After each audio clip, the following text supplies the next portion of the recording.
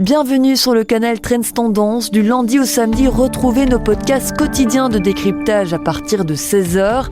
Les informations boursières du Trends des marchés et le podcast Trends Bourse sont désormais disponibles sur le canal Trends Bourse. Abonnez-vous aux 2 canaux pour ne manquer aucun épisode.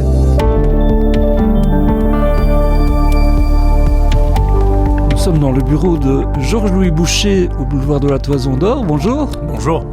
On est ravis de vous voir et on découvre un bureau. Alors il faut faire attention parce qu'on ne touche pas trop aux choses qui se trouvent ici.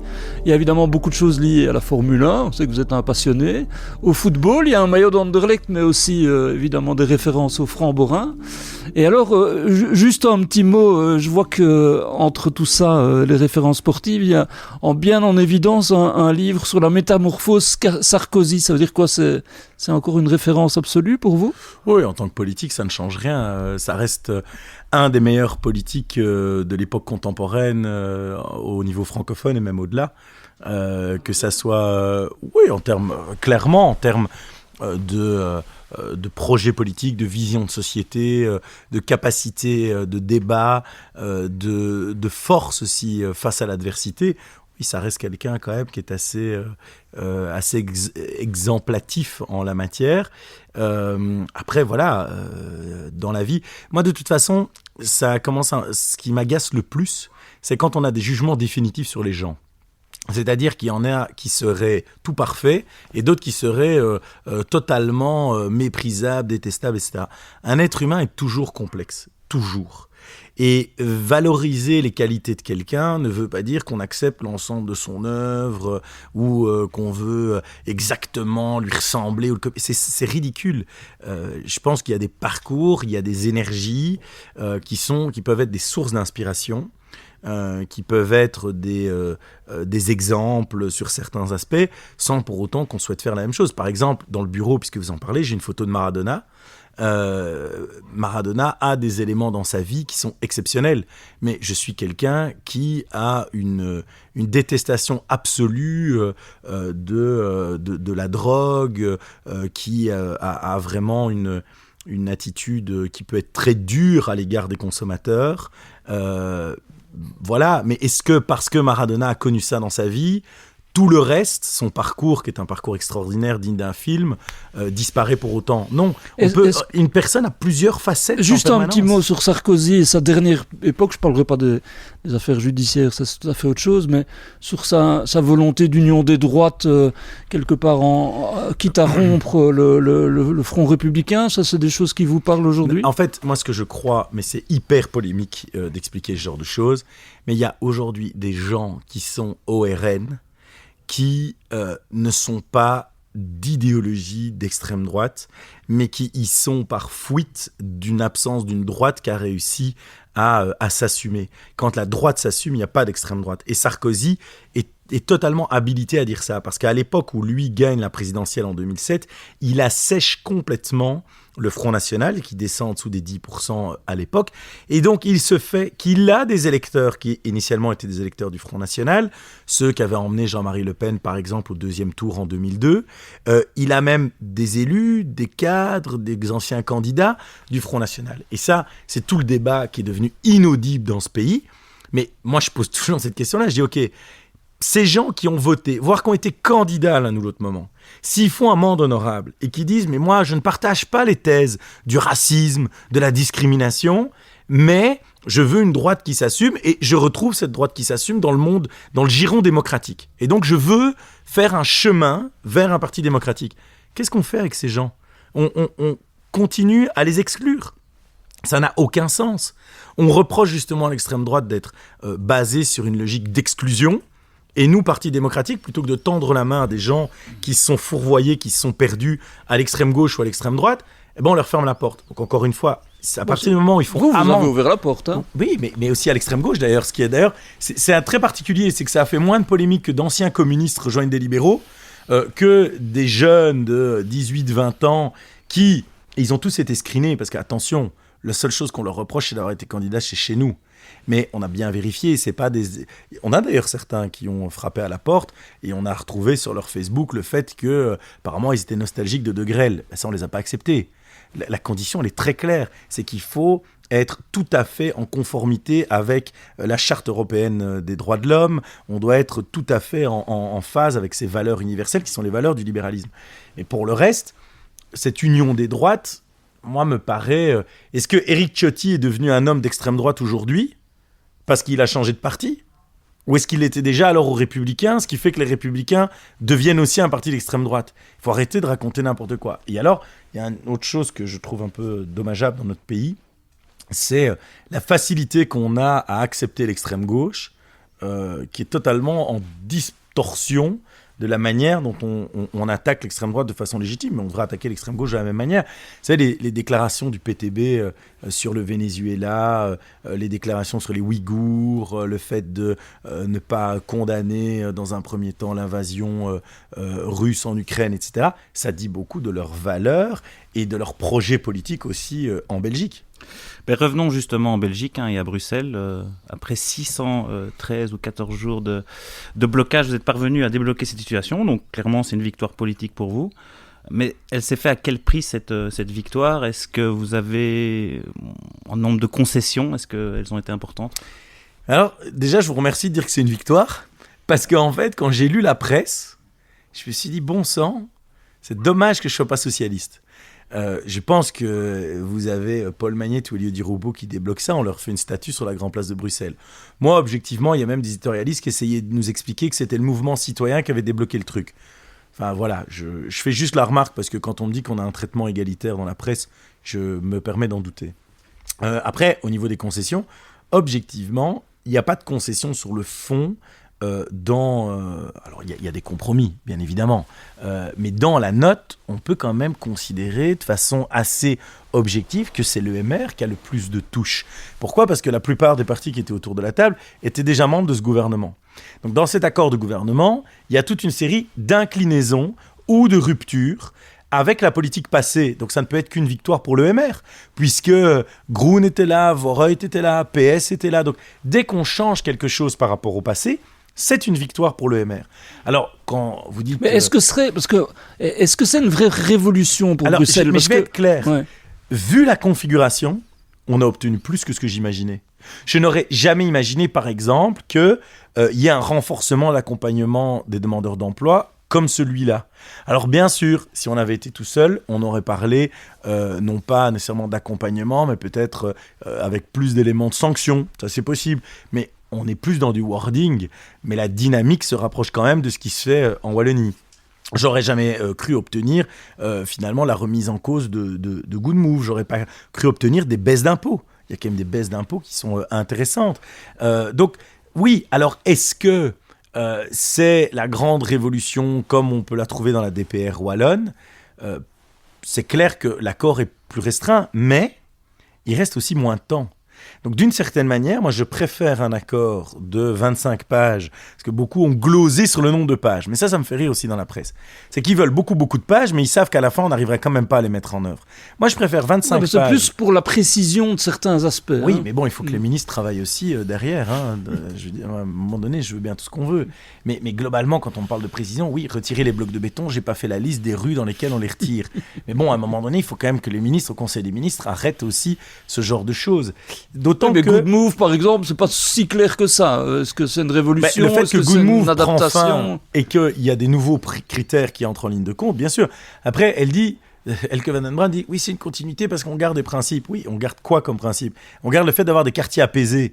Mais le MR a jamais dit, ah ben non, c'est beaucoup mieux des quartiers où c'est le Bronx du matin au soir, et où il y a 4000 voitures par heure qui passent. Mais non, bien évidemment, on n'a jamais défendu ça. Mais par contre, on équilibre le plan de mobilité avec des critères de sécurité, d'accessibilité au logement, d'accessibilité au commerce. Donc, et ça, c'est ce qui manquait. Donc on n'a jamais dit que le principe de départ d'apaiser les quartiers était un problème. Le souci, c'est la radicalité avec laquelle ce principe est mis en œuvre, sans tenir compte d'autres principes. Or, le principe de la décision politique, c'est l'équilibre justement entre les différents paramètres.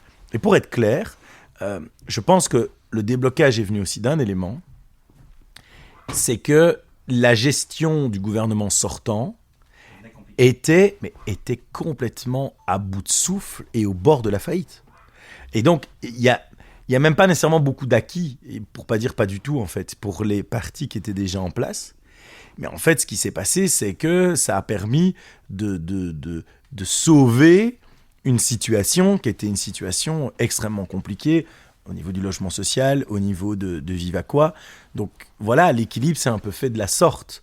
Et globalement, oui, c'est une grande satisfaction pour moi parce que ce qui est intéressant, c'est qu'on n'arrête pas de nous expliquer que avec le MR de Georges-Louis Boucher, puisque c'est comme ça qu'on l'appelle, on n'arrive pas à faire d'accord.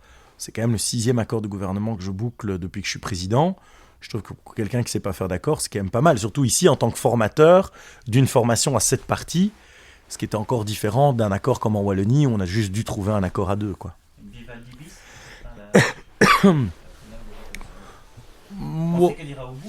Donc je suis certain qu'elle ira au bout. Je pense que la relation entre le PS et le MR est une relation qui est basée en acceptant les limites des uns et des autres. Donc il n'y a pas des trucs insupportables ni pour l'un ni pour l'autre. Et donc ça, c'est quelque chose aussi de respectueux. Je crois que l'absence des écolos est quand même un avantage parce que quand on parle de Vivaldi, beaucoup de problèmes de la Vivaldi venaient aussi, par exemple, de la gestion du dossier énergétique. Et donc, c'est clair qu'on retrouve de moins en moins chez les écolos une capacité à gouverner de manière réaliste. Ils sont de plus en plus enfermés dans une idéologie et dans des dogmes qui, manifestement, dérangeaient aussi même leurs anciens partenaires. Défi, PS également, par exemple sur des questions de mobilité, ça a commencé à devenir compliqué avec leurs anciens partenaires. Donc voilà, moi je ne suis pas du tout dans cet esprit-là, surtout qu'il faut aussi être clair. La réalité de la région bruxelloise n'est pas du tout la réalité des 2 autres régions, parce que qu'on le veuille ou non, Bruxelles est une ville-région, ce qui reposera la question un jour des 19 communes. Je pense d'ailleurs que la fusion des zones de police entraînera de facto la fusion des communes à terme. Pourquoi ? Parce qu'on va se retrouver avec un procureur, un chef de zone, 19 bourgmestres.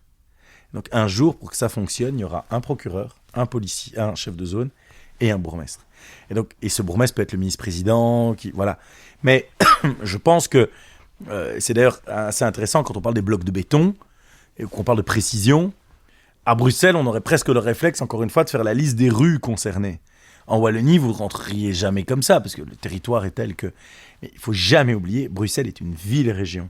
Donc, la manière de la gérer peut également, sur certains dossiers, il y a des dossiers qui restent très politiques, surtout dans son positionnement international. Je crois qu'on doit valoriser beaucoup plus l'image internationale de Bruxelles. Bruxelles est le meilleur atout de la Belgique. Et Bruxelles n'utilise pas son propre atout pour elle-même, en fait. C'est-à-dire cette renommée, la présence d'institutions européennes, des lobbyistes, tout ça, ça crée de l'économie, mais ça crée de l'attractivité, ça crée de la visibilité. Mais au-delà de ça, il y a toute une série de questions qui peuvent se gérer de façon beaucoup plus pragmatique parce que c'est une ville-région. Et donc, vous pouvez vous retrouver sur une série de dossiers comme on peut se retrouver parfois à un niveau tellement concret qu'il y a une dynamique de travail. Et je pense, par exemple, qu'en matière de mobilité, il y a des vrais accords qui peuvent être faits avec une série de partenaires.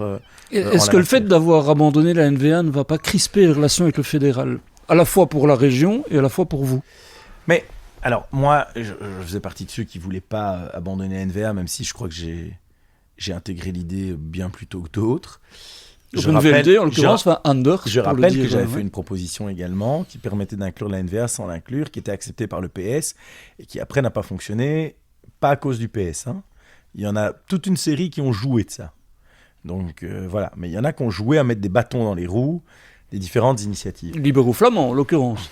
Non, pas que. Il y en a qui ont joué en coulisses, voilà. Et qui parfois étaient très très très embêtés de voir que le truc allait aboutir. Mais soit. Mais tout ça pour dire que je pense que ce que le fédéral doit voir, et le Premier ministre, c'est il a un ministre-président MR, qui est quand même son partenaire au fédéral, que donc ça amènera que le gouvernement bruxellois ne va pas jouer la mouche du coche dans toute une série de mécanismes fédéraux. Qui doit juste apprendre à parler un peu plus néerlandais. Ouais, ok, mais bon, allez. Moi, je préfère un mec qui dit des trucs intelligents en une langue qu'un gars qui dit des imbécilités en 4 langues. Hein. Et le problème, mais ça, ça, à un moment donné, c'est le grand problème de ce pays. Dans ce pays, pour être considéré comme brillant, il faut parler parfaitement les 2 langues. Mais un gars qui dit des conneries dans les 2 langues, il n'est pas brillant, quoi. Donc, enfin, voilà. Donc, je ne vais pas rentrer encore dans une querelle linguistique, mais c'est... La chose la plus importante, c'est qu'on arrive à se comprendre. Et puisqu'on parle de la position des néerlandophones à Bruxelles, je pense quand même qu'aujourd'hui, on se retrouve dans des gouvernements où c'est une surreprésentation très surreprésentée. Hein. Donc, et qui bloque aussi la diminution du nombre d'élus. Donc voilà, alors moi je ne vais pas m'en plaindre parce que je vais être tout à fait cash, les partis flamands sont plutôt mes alliés. Quand j'entends un Benjamin Dahl m'a aidé dans l'orientation de la note. Le VLD m'a beaucoup aidé. Et c'est clair qu'on retrouve plus d'aspiration de centre droit ou de droite dans les partis flamands. Donc, c'est pas dérangeant. Mais donc, parenthèse faite sur Boris, mais donc il a un ministre-président MR qui va donc pas jouer la mouche du coche en comité de concertation via les conflits d'intérêts, etc. C'était aussi un risque. Hein. La région bruxelloise avait essayé, par exemple, sur la réforme du chômage, d'essayer d'entraver les choses. Donc, il a quand même un partenaire qui va jouer la loyauté fédérale parfaitement et un objectif budgétaire qui ne peut pas renier. Je veux dire, l'équilibre budgétaire. Alors, on me dit oui, on n'y croit pas, etc. Ok, mais à partir du moment où on fixe l'équilibre budgétaire, ça veut dire à tout le moins qu'il va y avoir une réduction du déficit. Et moi, je vous le dis, on atteindra cet équilibre budgétaire. Même avec 80% d'efforts dans les réductions de dépenses. Oui, okay. Bien sûr. Juste mais de toute façon, c'est une condition sine qua non pour les libéraux, MR et Anders. Et donc, à partir du moment où Anders et MR en font une condition sine qua non, ça, c'est pas négociable. Elle a été acceptée par tout le monde. Donc, Bruxelles va enfin devenir un acteur positif dans la gestion budgétaire du pays. Donc, je crois vraiment que le Premier ministre a des raisons d'être satisfait. Le lien est tout fait, vu qu'on reparlera bientôt du budget au niveau fédéral, avec encore des indicateurs qui laissent entendre qu'il y aurait un effort 3-4 milliards, peut-être 6. On sait que la trajectoire doit encore devoir être adaptée. Est-ce que ça va devenir tendu ? On sait que pour vous, c'est no passaran de nouvelles taxes. Vous l'avez dit après les derniers accords. Est-ce que là, on commence à toucher le bout du bout ? Oui, je pense qu'on va arriver dans des moments de vérité où certains vont devoir accepter qu'on arrête certaines politiques publiques. Le problème dans ce pays, c'est que l'État s'occupe de trop de choses et il s'en occupe mal. Qu'on a trop de structures publiques, d'où ma question sur la fusion des communes, d'où le fait que maintenant il faut accélérer sur la suppression des provinces parce que ça commence aussi à tarder, à s'embourber. Il faut aussi fusionner, continuer des fusions d'administration. Il faut intégrer la technologie dans la fonction publique pour être plus efficace. Je vais juste vous donner un chiffre. À nombre d'habitants égal, les Pays-Bas ont 60 milliards d'euros de dépenses publiques en moins que la Belgique. Donc, ça veut dire que c'est possible. Pourtant, quand je vais aux Pays-Bas, les routes sont en bon état. Ils ont le meilleur niveau de pension de l'Union européenne. Ils ont une 83% de taux d'emploi. Donc, ils ont des résultats de politique publique qui sont meilleurs que nous. Et pourtant, ils dépensent à nombre d'habitants égal, donc si vous faites une règle de 3, 60 milliards d'euros de dépenses publiques en moins. Donc là, il y a quand même quelque chose de fondamental. Et donc oui, moi je suis convaincu qu'on doit continuer à travailler sur les dépenses publiques, et en particulier les dépenses publiques de l'entité 2. Je pense qu'aujourd'hui, il y a un vrai problème, c'est que les régions sont trop bien dotées. Je suis désolé de le dire, mais la Wallonie dit qu'elle est à l'os, ça n'est pas vrai. La vérité, c'est qu'aujourd'hui, on a le ministre Kopiters qui a décidé de ne rien faire sur la VIC. Ça n'a aucun sens. On touche bien à des éléments en matière de soins de santé au niveau fédéral, avec les engagés. Et lui, voilà. Donc la VIC fait des choses fondamentales. Il y a des choses qui le sont un peu moins. Je ne vais pas citer de dossier, parce qu'à chaque fois que je cite un dossier, il l'utilise comme prétexte pour dire vous comprenez, maintenant on ne peut pas bouger. Mais j'ai toute une série de listes de dossiers sur lesquels on peut bouger. Mais si vous commencez votre journée en disant la Wallonie, c'est à peu près 20 milliards de budget. 7 milliards, 30% de ce budget, je ne peux pas y toucher, alors vous fermez la boutique, quoi. Et alors, il y a un autre truc avec lequel il faut rompre, c'est de considérer que chaque parti doit faire une part égale d'efforts. Nous, par exemple, on a nos attributions l'économie et l'industrie. Vous pensez vraiment qu'on peut faire des efforts budgétaires en industrie, alors que toutes les zones autour de nous remettre de l'argent pour avoir de l'industrie. L'Allemagne le fait, la Flandre le fait, la France le fait. Ils ont des plans publics de soutien à l'industrie pour que l'industrie revienne sur notre territoire. Parce qu'on n'arrête pas de dire que la souveraineté européenne, une de ses conditions, c'est l'industrie. Petite incise, il y a une taxe qui passe mal pour ça au niveau wallon. Qui va disparaître. Donc ça, je peux vous dire, c'est hors de question. Il y a eu une erreur de communication là, ou une erreur de jugement. Il y a eu une erreur clairement de jugement du ministre qui l'a proposé, qui est pas un ministre libéral. Non, mais ça a été avalisé sur la base d'informations, Okay. sur la base d'informations qui se sont avérées inexactes. Et donc c'était une erreur dès le départ. Mais c'est une erreur qui vient d'un très mauvais côté politique, qui vise à dire « Ah mais moi je fais autant % d'efforts, donc toi aussi tu dois faire des efforts dans tes budgets ou tes matières ». Ce qui est une vision qui est assez ridicule. Par contre, juste pour dire qu'on peut faire mieux, est-ce que on se rend compte que en fait, le vrai problème de ce pays, le problème majeur qui résout tous les autres, c'est le fait qu'on ait trop peu d'emplois privés en Wallonie. Pour 100 habitants, il y a 29 personnes qui travaillent dans le secteur privé en Flandre, 21 en Wallonie. Par contre, en termes de fonction publique, on en a plus. On dépense en Wallonie 1,1 milliard d'euros de plus pour de l'emploi public que la Flandre. Le nœud du problème, il est là. Il faut augmenter l'emploi privé, donc soutenir l'industrie, faire revenir des industries, parce que si vous augmentez le taux d'emploi en Wallonie et à Bruxelles, vous allez régler tous vos problèmes. Parce que le problème, et c'est pour ça que je ne veux pas de taxes nouvelles, je termine par là, c'est qu'aujourd'hui, on a une croissance de nos dépenses en Belgique qui est une croissance exponentielle en raison de deux enjeux.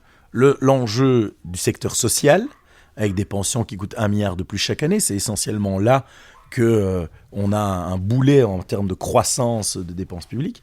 Et le deuxième élément, c'est la croissance des dépenses de défense, sécurité-défense. Bon. Par contre, on a une croissance de nos recettes qui est anémique, parce qu'on n'a pas de croissance. Et donc, ce qu'il faut remettre au cœur du dispositif, quitte même à avoir du déficit un peu plus important pendant quelques années, c'est la croissance. Il faut refaire de la croissance. Et si on refait de la croissance, on va régler tout le reste. Pourquoi ? Je termine. Si pour boucher un trou de 3 milliards, vous faites 3 milliards de taxes, vu que la croissance de vos dépenses va être beaucoup plus élevée que la croissance de vos recettes, 3 ans plus tard, vous devez reboucher le trou. Parce que vos 3 milliards, 3, 4, 5 ans plus tard, ce sera plus que 2 milliards 7. Et donc, vous recréez un trou de 300 millions, etc. Et alors que votre croissance de dépenses, elle, au lieu que ce soit 42 milliards, 3 ans plus tard, c'est 45 milliards. Et donc, en réalité, vous avez votre trou, parce que la recette est devenue plus faible, en valeur absolue, et par ailleurs, votre dépense, elle est devenue beaucoup plus importante. Oui, mais c'est une des grandes critiques de l'opposition, c'est de dire que vous baissez vos dépenses publiques pour atteindre, là je parle au niveau fédéral, les 3%, ou en tout cas les certains... On y est loin, oui, on en est très loin. Tout donc à c'est fait. le ratio de réduction de tout à fait, de dépenses primaires. Mais le fait est qu'en baissant ces dépenses, on casse quelque part le moteur de la croissance, parce que les dépenses publiques, on est dans un état-providence, elles sont à un certain niveau, et donc clairement, quand on baisse les dépenses et quand on ne veut pas créer de nouvelles recettes, ça on peut le comprendre, mais il y a un moment, ce moteur de la croissance, c'est aussi ce ratio-là qui est important. Le moteur avec de le la PIB. croissance, c'est la création d'emplois privés. C'est la consommation aussi. Donc c'est la création d'emplois privés. Si vous créez de l'emploi privé, vous avez de la conso. Mais bon, c'est pas pour rien que je m'oppose à l'augmentation de la TVA, de manière linéaire. Mais la clé, c'est l'augmentation de l'emploi privé. Et donc pour augmenter l'emploi privé, il n'y a pas que la baisse d'impôts. Il y a surtout du permitting qui doit aller plus vite. Il y a des administrations qui doivent être plus collaborantes. Est-ce qu'aujourd'hui, ça a été suffisamment loin ? Non, il faut aller beaucoup plus loin. Il faut, quand un investisseur arrive ici, en quelques mois, son projet puisse voir le jour. On a des questions de disponibilité d'électricité, d'énergie de manière globale, qui sont en train de se résoudre avec Cécile Neuven, résoudre l'urgence. Mais les déficits d'investissement des années passées fait qu'on va avoir des problèmes d'approvisionnement encore pour les 10 prochaines années, vraisemblablement. Mais néanmoins, on a encore de la capacité. La capacité est mal répartie, mal investie, mais on a encore de la capacité. Mais donc, c'est là-dessus qu'il faut travailler. On a besoin que des boîtes viennent investir ici, que des boîtes se créent ici. C'est la base de tout. Tout le reste, c'est de la philosophie. Quand vous avez dit on arrive à un moment de vérité, ça veut dire quoi et jusqu'où ? Est-ce qu'on va être vraiment à un moment où ça passe ou ça casse ? C'est ça que vous voulez dire ? Moi, soit les gens regardent un peu l'économie telle qu'elle est et l'état du pays tel qu'il est, soit ils continuent de faire de la politique politicienne en disant moi j'ai fait autant de pourcents, donc tel parti doit faire autant de pourcents, etc. Mais je suis pas prêt à jouer dans n'importe quelle pièce. Je veux dire, à un moment, il y en a marre. On fait de la politique pour changer les choses positivement. Tout le monde partage les constats. Tout le monde dit on a un problème de souveraineté industrielle, problème de souveraineté énergétique, problème de souveraineté alimentaire potentielle, etc. Et on a des interviews où des gens nous disent il faut, par exemple, arrêter de remettre en cause les réglementations environnementales. Bien sûr qu'il faut alléger une série de réglementations. Alors, pas au détriment de la santé, mais aujourd'hui, on a une série de réglementations qui sont uniquement de la charge administrative pour le plaisir de la charge administrative. On a des administrations qui se sont données du boulot à elles-mêmes. On a des administrations qui contrôlent 4 fois le même truc, où on a 4 administrations qui contrôlent chacune la même chose. Et c'est ça qu'on doit résoudre. Et là, oui, il y a un allègement de normes. Mais aujourd'hui, tous les indicateurs démontrent ça. Parce qu'on dépense beaucoup de moyens pour se conformer à des normes administratives, même ici au niveau du parti. Moi, j'ai une 50aine de personnes qui travaillent dans ce bâtiment. J'ai une personne qui, toute la journée, ne fait que ça. Travaille sur toutes les emmerdes qu'on nous oblige à suivre. Genre, il faut calculer le nombre de places de parking disponibles par rapport au nombre de travailleurs. Pourquoi ? Parce que la région bruxelloise, un jour, s'est réveillée et s'est dit il ne faut pas trop de places de parking pour pousser les travailleurs à venir en métro et en vélo. C'est le genre de truc ridicule qu'on doit vérifier, quoi. Sur des taxes sur le patrimoine, où on a une gestion qui doit se faire maintenant par rapport à ce genre de choses. Donc, il y a vraiment beaucoup trop de règles qu'on doit impérativement alléger si on va faire revenir de l'industrie, de l'entreprise. Et ça, aujourd'hui, dans le consensus politique, plus ou moins tout le monde accepte le constat, mais je crois que l'immense majorité n'a toujours pas compris ce qu'il fallait réellement faire. Et sur ce budget fédéral, vous l'estimez à combien encore l'effort à fournir ? Entre 3 et 4 milliards. D'accord. 3 et 4 milliards, mais on le savait déjà de toute façon avant les corrections qui sont arrivées. Ouais. Mais bon, il y a quand même ce nœud de la TVA du précédent TVA, accord. je rappelle quand même que c'est 400 millions. Hein. Donc on est en train de nous expliquer que la Belgique ne va pas survivre si on ne fait pas 400 millions de fiscalité sur la consommation sur un budget total de plus de 170 milliards. Tout à fait. Mais... 170 milliards de budget, 400 millions. Non, d'accord, mais si on passe de 330 milliards de dépenses publiques en tout au niveau du pays. Et on parle de 400 millions. Non, mais si on passe de 21 à 22%, c'est quand même 1,5 milliard. Dans l'optique, on doit encore rechercher 3 ou 4, comme vous le dites. Voilà. Mais vous allez sortir comment de cette impasse vous ne savez pas encore ? Si, nous on a plein d'idées de réduction de dépenses, mais il faut que tout le monde les accepte. Le moment de vérité dont on parlait. Moi, je vais juste vous donner une autre donnée précise. On a 4 fois plus de fonctionnaires que dans les années 60. 4 fois plus. Et pas des fonctionnaires qui donnent cours, hein. Pas des profs sur le terrain ou des flics. Des gens dans des bureaux. On a 4 fois plus de fonctionnaires que dans les années 60. Quelle entreprise, pour faire le même business, alors nous on en fait beaucoup plus, ça c'est vrai, hein, parce que l'État s'occupe de tout. Mais quelle entreprise, depuis les années 60, a 4 fois plus de personnel pour faire le même boulot ? Avec les ordinateurs, l'intelligence artificielle, etc. Qui fait ça ? Ça n'a aucun sens, mais je vais vous donner un exemple très concret. En Fédération Wallonie-Bruxelles, on a des gens qui sont payés pour vérifier les subsides de moins de 750 €. Donc on a des subsides aux clubs sportifs de moins de 750 balles. Et on a mis des types pour vérifier l'attribution de ces subsides.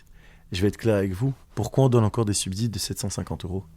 Moi je suis à la tête d'un club qui aujourd'hui est un club professionnel, mais quand je suis arrivé, il était amateur. Si tu sais pas faire un repas, une tombola, un sponsor pour 750 €, ferme ta boutique, hein. Ça sert à rien. Donc, quand on donne des subsides de 500 balles, 750 €, on donne un subside à la ville de Mons, ça peut paraître con, mais c'est pour vous dire la multiplication de petites choses ridicules qui engendrent une armada administrative. Il y a une chasse aux œufs l'année passée qui a été empêchée parce que je crois qu'ils ont coupé un subside de 200 € pour la chasse aux œufs. Et bordel. Et alors les parents étaient là, c'est triste la chasse aux œufs. Je suis désolé. Alors je sais que tout le monde n'a pas mon revenu, mais bon, la Belgique est quand même un des pays avec le plus haut pouvoir d'achat au monde. C'est pas moi qui l'ai dit. Financial Times, il y a de ça un mois et demi, 4e pouvoir d'achat au monde en heures travaillées, la Belgique, juste derrière le Qatar.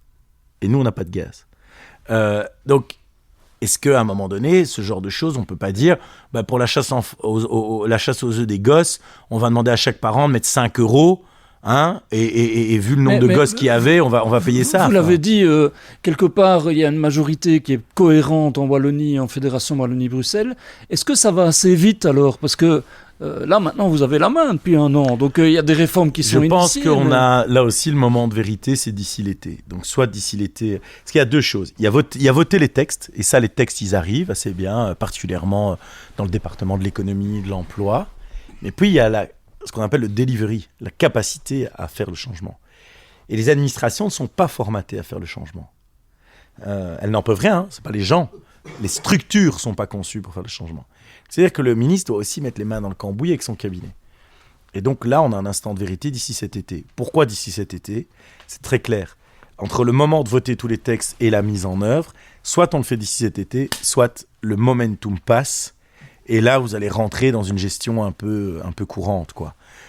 Donc oui, on a vraiment 6 mois devant nous qui sont 6 mois décisifs. Et vous disiez tout à l'heure que l'emploi était une des clés en Wallonie et en Belgique plus globalement. Mais est-ce que les réformes, dont la réforme du chômage, les flexi-jobs, n'arrivent pas à un mauvais moment où le marché se contracte un peu ? On voit quand même que le taux de chômage repart à la hausse, c'est quand même chiffré. Et voilà, est-ce qu'il n'y a pas une incohérence là-dedans ? Sur les chiffres du taux de chômage, il faut quand même expliquer à Christy Montréal que c'est elle-même qui a changé la comptabilité des chiffres. Donc, il y a quand même cet élément-là. Mais de toute façon, la seule chose qui compte, c'est le taux d'emploi. Mais le taux de chômage, ça ne veut rien dire. Parce que si tu diminues ton nombre de chômeurs, mais que les mecs ils vont au CPS ou à la mutuelle, ça ne change rien. Donc, moi, j'ai toujours parlé depuis des années en taux d'emploi. Le taux d'emploi continue à progresser. Trop faiblement. Mais il progresse. Donc, ce n'est pas vrai de dire que ça se contracte en la matière. Par contre, pourquoi le marché de l'emploi ne va pas se contracter ? Oui, on va passer de 175 000 métiers en pénurie à peut-être 168 000 ou 165 000. C'est vrai, mais ça reste 165 000 emplois à pourvoir. Et pourquoi ça ne va pas diminuer ? Pourquoi ça ne va pas diminuer drastiquement ? Pour une raison qui est simple, c'est le vieillissement de la population. Donc, tous ceux qui disent que ça arrive à un mauvais moment, c'est des économistes du journal de Picsou, parce que, en fait, dans les 10 prochaines années, on va avoir plus de gens qui quittent le marché du travail que de gens qui y entrent. Donc, naturellement, à activité économique constante, il y a des postes de travail qui se libèrent. Donc, venir nous expliquer que ce n'est pas le bon moment, etc., non, ça n'a pas de sens. Les métiers en pénurie, ils sont toujours là. D'ailleurs, pour reprendre le chiffre de David Clarinval qui avait parlé d'un peu de 350 000, ça, ce sont les vacances sur une année. Donc, il y a 170 000 emplois qui restent en permanence en pénurie, mais en fait, des emplois, oui, et pas des métiers. On est aujourd'hui à près de 120 secteurs, je crois, qui sont concernés. Mais il y a bien 300 à 350 000 offres uniquement parfois dans les organes. Ah oui, mais alors l'autre bémol dans l'autre sens, c'est uniquement chez les opérateurs publics d'emploi. Il faut savoir qu'aujourd'hui, on estime qu'il y a à peine 60-65% des emplois qui passent par les opérateurs publics de mise à l'emploi. Donc ça veut dire qu'il y a plein d'emplois qui se trouvent aussi par des stages, par des filières internes des entreprises, par de la recherche elle-même proactive, etc. Donc, me dire qu'aujourd'hui c'est la catastrophe, non. Il n'y a plus de chômage de masse en Europe. Et sauf drame qui peut arriver, et le grand drame qui pourrait arriver, c'est de louper le virage de l'intelligence artificielle, sans drame, il n'y a plus de chômage de masse pour les 15 prochaines années. Alors que ça se contracte un petit peu, oui, ok, peut-être, éventuellement. Je tiens quand même à souligner que le PS est en train de vanter ses résultats. Je trouve ça extraordinaire. Donc, il y a quand même eu 2 choses sous le gouvernement précédent. Un, il y a eu le Covid, qui a quand même eu un effet sur l'économie, et pas du tout un effet négatif. Parce que c'est un effet très positif dans le sens où on a développé un plan de relance et on a relâché toutes les vannes en termes de gestion publique. Donc, qu'est-ce qu'ils ont fait ? On a inondé l'économie d'argent public. Alors, ils disent, ben, vous voyez, ça marche. Ça marche à court terme. Pauvreté, par exemple. Oui, mais ça marche à court terme. Mais de un, ça ne donne pas d'emploi pérenne aux gens. Mais en plus de ça, la difficulté qu'on a, c'est que ça crée du déficit et donc des dettes qu'il faudra bien rembourser à un autre moment. Et le deuxième élément, c'est que la conjoncture mondiale était meilleure.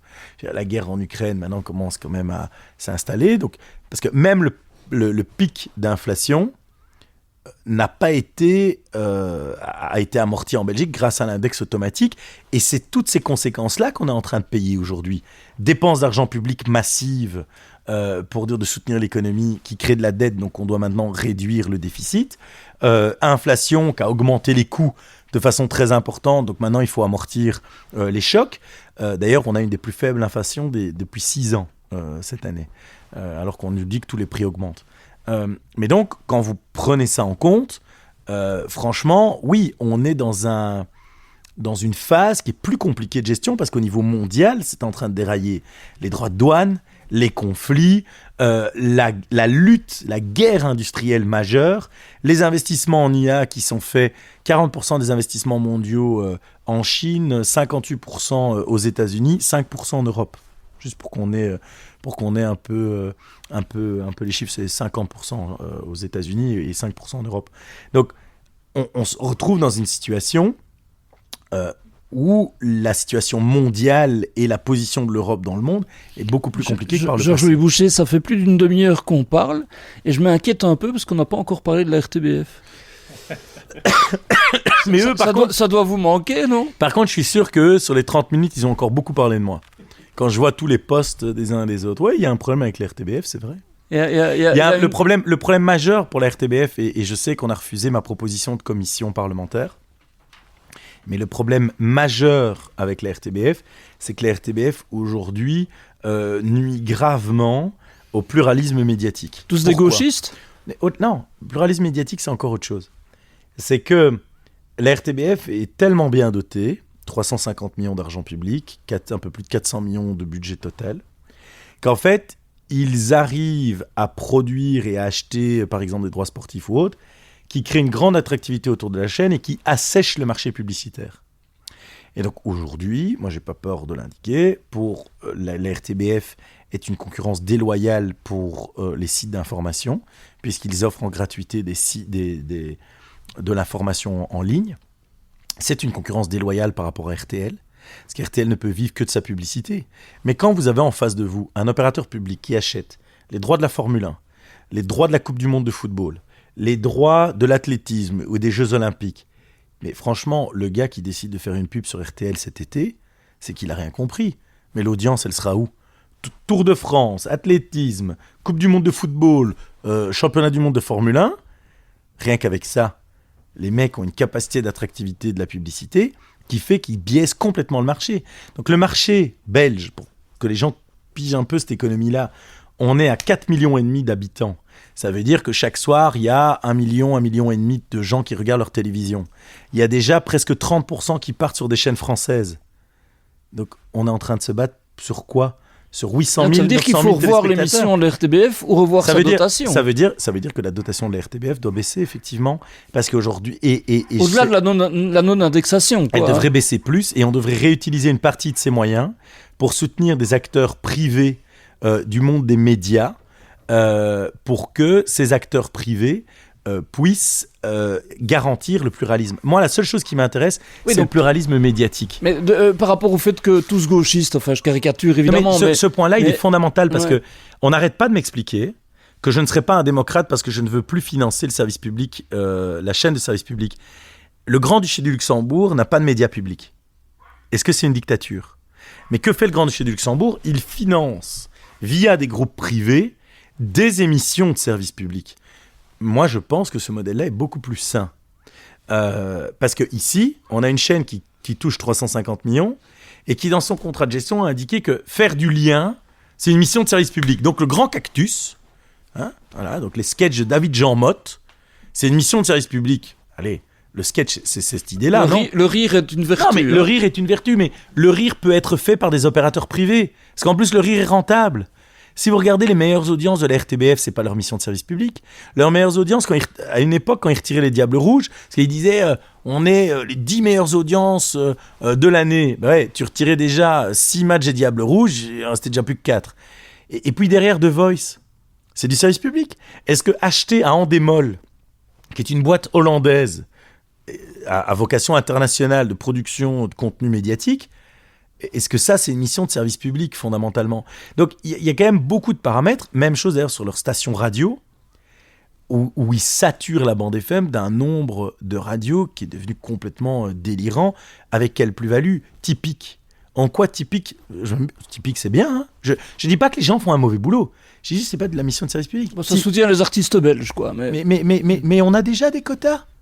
Je veux dire, les quotas s'imposent déjà par rapport aux stations via le CSA qui attribue des fréquences. Donc aujourd'hui, quelle est la différence entre Typique d'un côté, alors sur certaines tranches du soir, par exemple, vous écoutez Typique le samedi soir, c'est la même programmation que Énergie. C'est la même programmation. Quelle est la différence aujourd'hui avec Vivacité et Bel RTL? Quelle est la différence? Allez, parce qu'ils font un décrochage pendant 15 minutes d'info locale. Allez, qu'on rigole. Vous savez quoi, hein? Qu'on donne un peu d'argent à RTL pour qu'ils fassent un journal d'information locale. Le matin, ça va nous coûter beaucoup moins cher. Donc, si on suit votre logique, c'est la suppression de la TDF. Oh, moi, je suis un homme qui est très réaliste. Moi, effectivement, si je vivais seul, je financerais des missions de service public. Parce qu'avec 350 millions, vous pouvez déjà faire au moins une centaine de millions d'économies. Vous réinvestissez 250 millions d'euros dans tous les médias privés de Fédération Wallonie-Bruxelles pour garantir le pluralisme en exigeant de leur part en contrepartie des missions de service public. Très franchement, vous aurez un paysage médiatique beaucoup plus diversifié et peut-être avec plus de services publics. Parce qu'aujourd'hui, c'est quoi le grand débat de la RTBF politique? QR, qu'on a tapé en deuxième partie de soirée le mercredi face à la Ligue des Champions. On est vraiment sérieux? Qui fait 120 000 téléspectateurs dans les meilleurs jours? Allez, 160 peut-être. Il y a du boulot pour le futur administrateur. Mais on doit surtout, c'est bien délégué, travailler sur et le futur contrat de chef de l'info. Vous avez des noms qui circulent pour vous. Il y a un vrai enjeu, c'est surtout le contrat de gestion. Et sur la question de tous gauchos, parce que moi je ne veux pas éluder, il faut arrêter de jouer au vierge effarouché.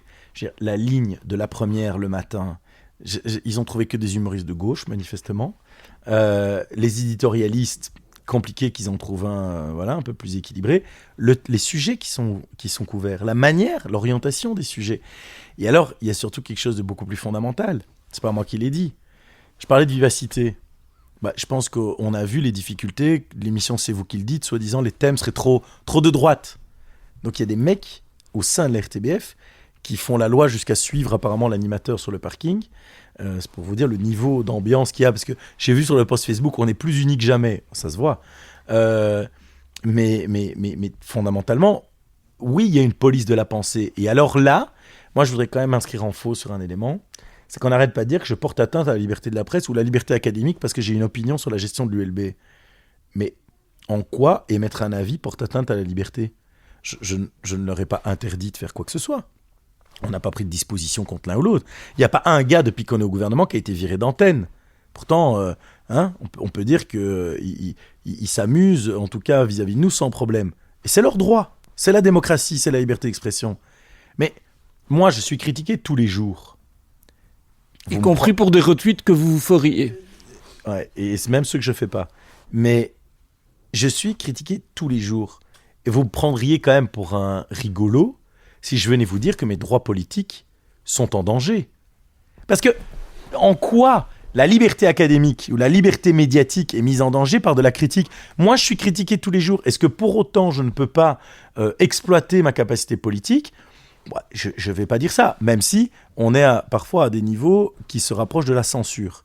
On vit des choses, franchement, dont je ne fais pas toujours écho, mais qui s'approchent de plus en plus à de la censure, ce qui quand même est assez inquiétant. Mais ce n'est pas du tout le cas à la RTBF. On n'est jamais intervenu sur la ligne éditoriale de la RTBF. Donc ils ont le droit de travailler, mais on a le droit aussi d'avoir un avis sur leur travail. Mais certains appellent ça une sorte de guerre culturelle, que vous menez un peu tout azimut sur certains secteurs. Peut-être la culture, l'ULB, l'enseignement, les médias. Alors certains pourquoi tout ce qui est financé par l'argent public doit être de gauche? Non, pas du tout. Mais certains assimilent ça à des thématiques qui sont critiquées par l'extrême droite. Ma question, c'est n'avez-vous pas peur d'être assimilé, et vous l'êtes de plus en plus souvent sur les réseaux sociaux ou quel que ce soit, d'être assimilé à cette mouvance? Pourquoi rentrer là-dedans? Alors, 3 choses. 1, la guerre culturelle, c'est pas l'extrême droite qui l'a inventée, c'est Gramsci. C'est un penseur communiste que je reprends à mon compte. Et Gramsci avait tout compris. Ce qui se passe, c'est que vous gagnez la société par rapport au thème que vous arrivez à faire passer dans la société. J'ai juste repris ce concept-là à mon compte. Et c'est clair que si les élections de 24, le thème n'avait pas porté sur le fait que il y avait quand même beaucoup de gens dans ce pays qui, sans travailler, étaient mieux payés que les gens qui travaillent. Ouais.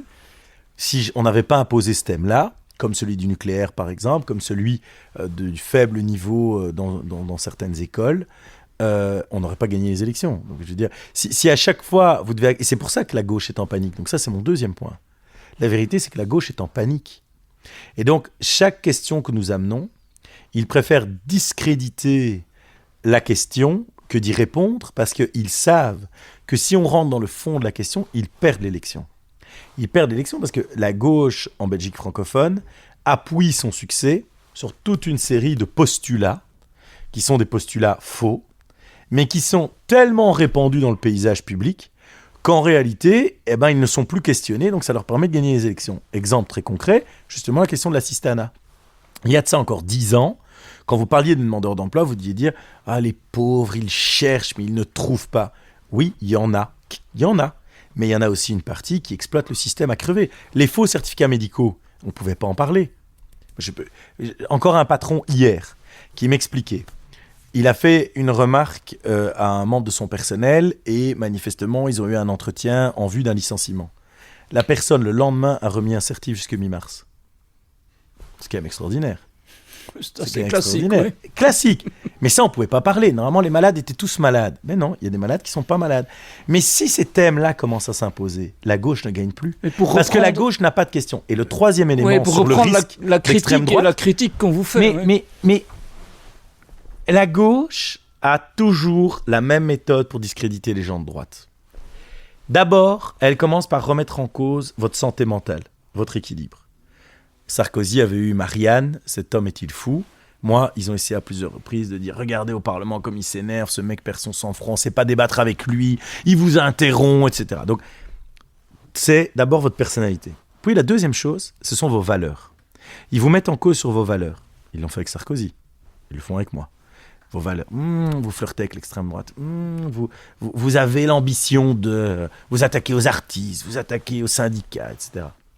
Et 3, ils vous mettent en cause sur votre probité. Et ils commencent. Quand je voyage quelque part, maintenant, c'est qui, pourquoi, comment, qui vous avez vu, etc. Club de foot, je peux vous dire que c'est le club de foot le plus screené du pays. De très, très, très, très, très, très loin.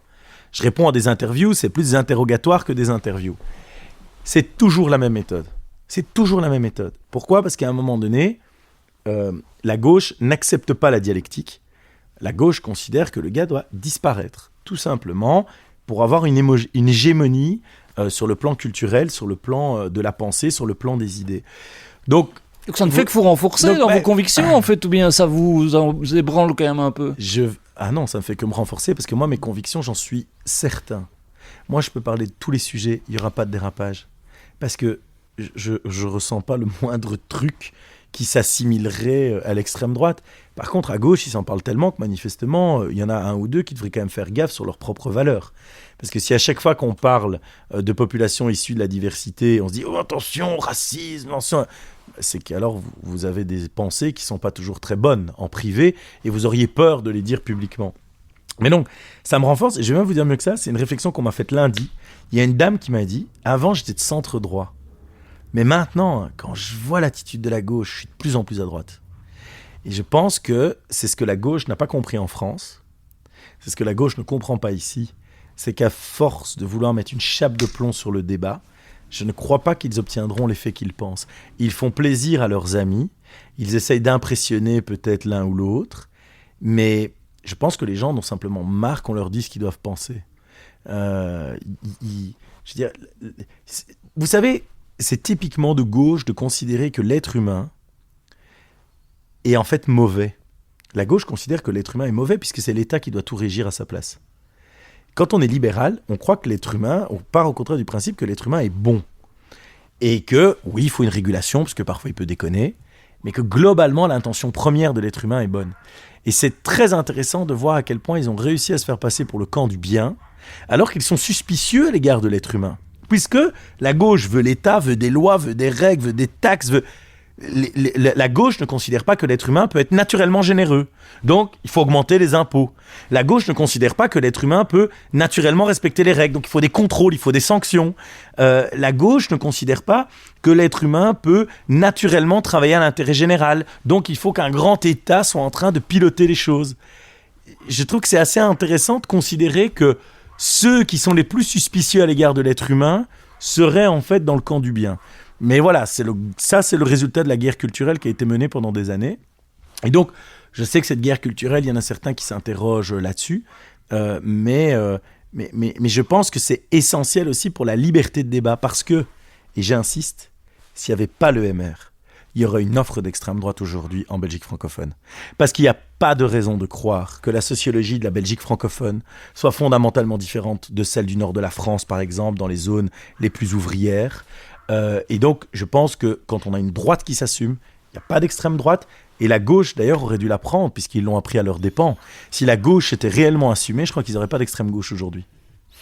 Merci beaucoup. Donc, on voit que le livre de Nicolas Sarkozy, la photo de Jean Gol ont toute leur place ici. Merci de nous avoir accueillis dans votre bureau. Parenthèse, si je peux me permettre, sur Jean Gol, parce qu'il y a plein de gens qui invoquent Jean Gol n'importe comment. Il y a eu le gros épisode à Liège qui a quand même été difficile. J'invite tous ceux qui, en général, ceux qui veulent que le MR change de président ne sont pas des libéraux. C'est toujours très intéressant. La gauche, d'ailleurs, a cette outrecuidance de considérer que c'est eux qui devraient choisir le président des libéraux. D'ailleurs, je le dis souvent aux miens. Je leur dis, mais faites gaffe, parce qu'un jour, ils choisiront notre président. Je leur dis même votre président, parce que ce jour-là, moi, je ne serai plus là. Mais fondamentalement, c'est toujours drôle d'avoir des mecs de gauche qui postent « Moi, j'avais tant de respect pour ces libéraux, etc. » Et alors, ils invoquent Jean Gol. Jean Gol est un grand humaniste. Il n'y a pas de débat là-dessus. Mais il avait des positions politiques extrêmement tranchées. Et donc, j'invite tous ces experts sciences politiques de Wish sur Facebook à aller lire les discours de Jean Gol. Si je lis aujourd'hui un discours de Jean Gol sur l'immigration qu'il a tenu dans les années 80, d'ailleurs, plein de fois, je me suis dit que j'allais faire le test, que j'allais déclamer un discours de Jean Gol juste mot à mot, sans le dire. Vous verriez les réactions derrière. Jean Gol était un homme qui s'assumait, quoi. Sur l'immigration, il pouvait être très dur, il avait une vision sur la dépense publique qui était aussi très claire, mais il n'a jamais cessé d'être un humaniste pour autant. Et à l'époque, d'ailleurs, Jean Gol, parce que tout le monde dit maintenant Jean Gol, la gauche aimait tellement Jean Gol que même le parti catholique avec lequel il avait un préaccord pour prolonger dans le gouvernement Martens-Gol, dès qu'ils ont eu l'occasion, ils l'ont basculé. Et Jean Gol, quand il est mort, au sein même des libéraux, on se posait la question de savoir si on remonterait un jour au gouvernement tant qu'il était là. Ça, c'est la réalité historique. Oui, depuis lors, la gauche a plus apprécié Louis Michel. Mais là, on est parti dans un autre débat. Alors, mais Louis Michel, on peut le faire. Louis Michel, en 2004, c'est qui chasse les libéraux du pouvoir régional, alors que là aussi, il y avait un préaccord entre Di Rupo et Louis Michel. Et puis, le problème, ça a été Didier Reynders. Et on s'est dit, on va changer Didier Reynders pour mettre Charles Michel, parce que lui a une meilleure relation avec la gauche. Ça s'est vu avec la Suédoise. Ça a toujours été comme ça. Il ne nous aime que quand on est faible. Dès qu'on a un président un peu fort, il faut shotter le président concerné. Eh bien, on va terminer. Vous êtes toujours là, en tout cas. Pourtant, on m'a souvent annoncé partant. Merci beaucoup, Georges Boucher. C'est tout pour aujourd'hui. Vous vous intéressez aussi à l'actualité boursière et au conseil des investisseurs. Alors retrouvez-nous également sur le canal Trends Bourse. À très bientôt, ici sur Trends Tendance et sur Trends Bourse.